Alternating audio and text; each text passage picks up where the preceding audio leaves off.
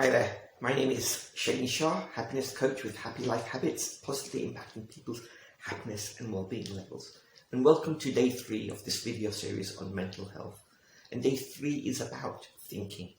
It's very much related to day 2 about stress, and tomorrow, day 4 about worry. It's the link in between thinking. And here I'm sharing just some of my own thoughts and experience regarding thinking and the role it plays. So when I've had the different episodes of poor mental health, whether it was stress due to work-related environment and lots of different things to deal with that in that short period of time, or whether it's the financial crisis, financial loss, death of a friend, or the pandemic, I've noticed that there are two different thinking aspects, which or at least two different thinking aspects which have come about or I've observed. The first is the one very much related to stress, where you're feeling you've got so many different things to deal with, and this is where it's many different thoughts coming through at the same time or in a short period of time, and many different thoughts about different things. So that's one aspect where it's many to one, if you'd like to consider it in that manner, many different thoughts coming in about various things, and you feel stressed and you feel overwhelmed and don't know what to do. The other is the converse, where it's many thoughts on just one thing. So it's it might be, the thought on a death of a friend. What could have I done? Why wasn't I able to be there? Or feelings of guilt and remorse, but that many thoughts on that one particular theme or one particular strand. Or it might be to do with the pandemic, where you've got many thoughts on that one aspect of the pandemic. Thoughts like, when's it going to end?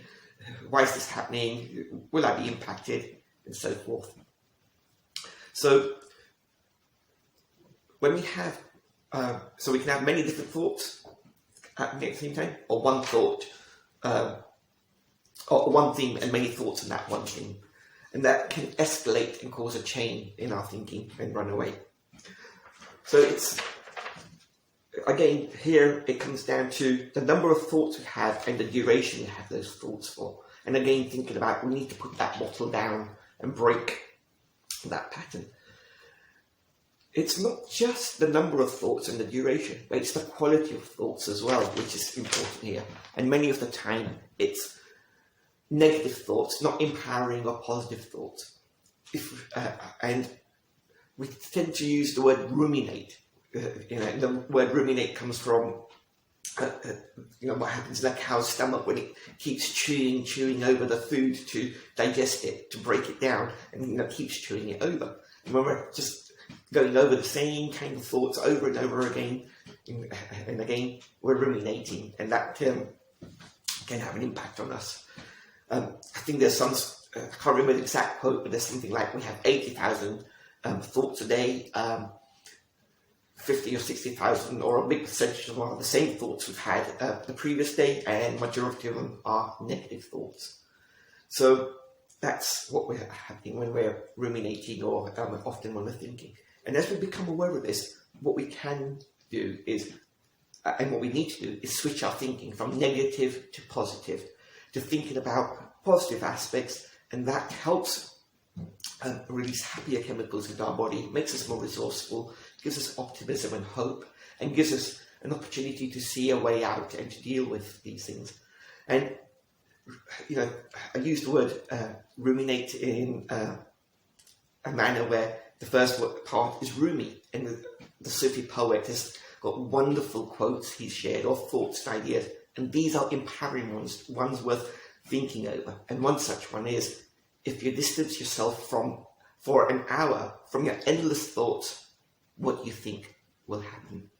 So I just repeat that. If you distance yourself for an hour from your endless thoughts, what do you think will happen? And that's one worth thinking over on. Which brings me to another tool, which is mindfulness. So this is about being aware in the present moment of our thoughts, our feelings, and our senses and our sensations.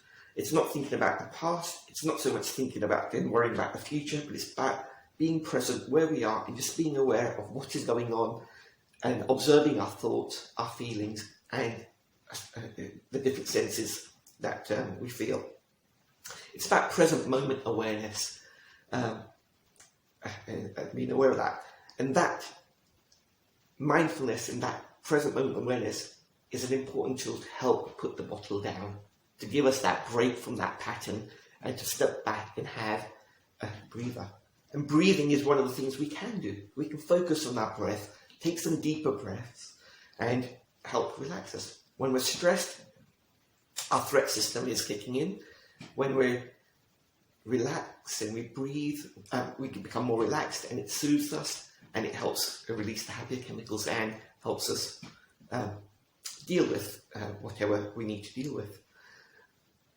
It's been shown that mindfulness has helped increase productivity by 47 minutes. It's improved sleep in many people by 20%, and it's reduced stress by 29%. So many aspects and benefits from practicing mindfulness. So the challenge for you today is to practice some mindfulness. Maybe just take 1 minute at the end of this video and just do some slow, deep breathing. The other thing I would like you to do is go outside, go for a walk, and mindfully just be aware of what you're seeing, what your feet are feeling, the breeze, look at the sky, and just use your senses to just be aware of what's going on around you and what's going on inside you. So breathing and going for that walk are the things to do. And share that with a video call to someone else of your experience and connect with someone. So that's the aspect regarding thinking, day 3. Day 4 tomorrow is looking at worry. Don't worry, be happy. And more details on happylifehabits.co.uk. Look forward to seeing you and serving you tomorrow.